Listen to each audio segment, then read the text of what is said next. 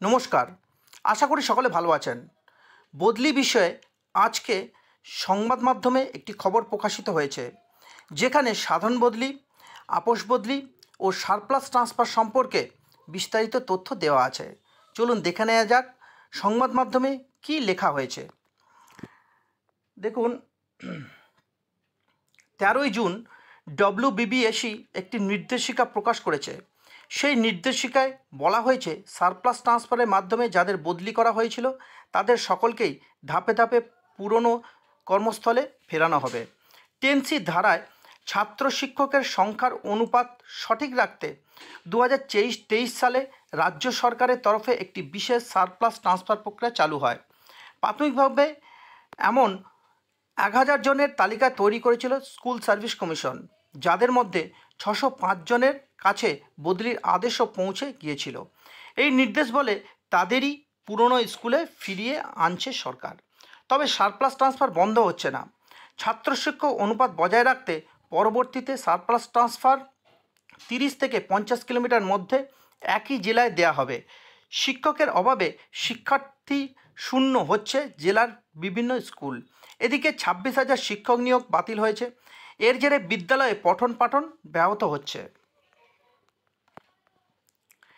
এরই সঙ্গে জানা গিয়েছে, উচ্চশ্রী পোর্টাল সাধারণ বদলির জন্য বন্ধ। শিক্ষক ঘাটতি না মিটলে আদৌ এই বদলি চালু করা সম্ভব কিনা সে নিয়ে সন্দেহ দানা বেঁধেছে।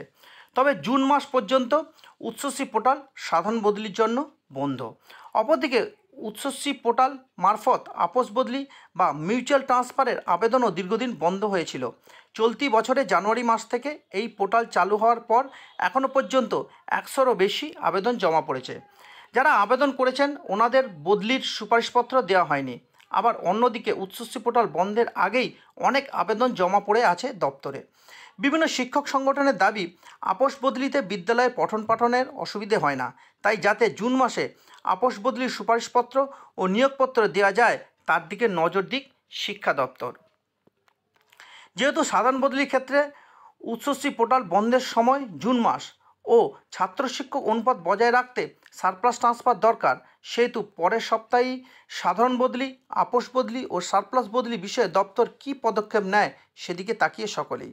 তাহলে শেষ লাইনটুকু আপনারা যদি বিশ্লেষণ করেন তাহলে বুঝতে পারবেন যে পরের সপ্তাহেই সাধারণ বদলি, আপোষ বদলি ও সারপ্লাস বদলি বিষয়ে দপ্তর কিছু পদক্ষেপ নিতে চলেছে। এর অর্থ হয়তো সামনের সপ্তাহে এই বিষয়ে কোনো আলোচনা হবে এবং সেই আলোচনায় কিছু না কিছু বদলি বিষয়ে সিদ্ধান্ত হতে পারে, যেটা খবরে প্রকাশিত হয়েছে। এই রকম তথ্য পেতে অবশ্যই চ্যানেলটিকে সাবস্ক্রাইব করে সঙ্গে থাকতে ভুলবেন না। সকলে ভালো থাকবেন, সুস্থ থাকবেন, সঙ্গে থাকবেন।